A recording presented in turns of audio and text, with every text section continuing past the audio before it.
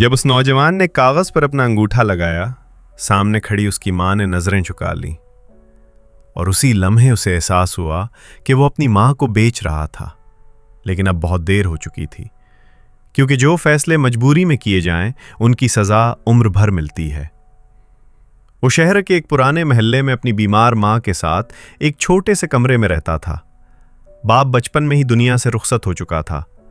मां ने लोगों के घरों में काम करके, सिलाई करके उस बेटे को पाला था। लेकिन अब मां चल फिर नहीं सकती थी।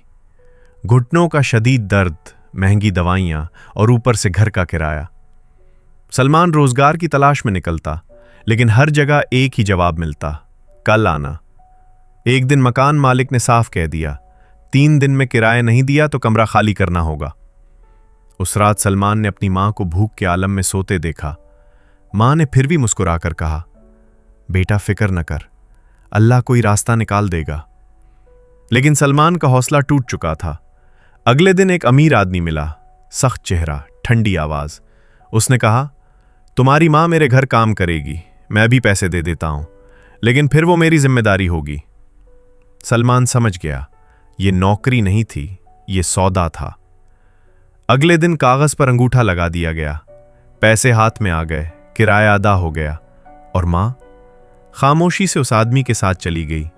न शिकवा न शिकायत, बस जाते हुए इतना कहा, बेटा अपना ख्याल रखना।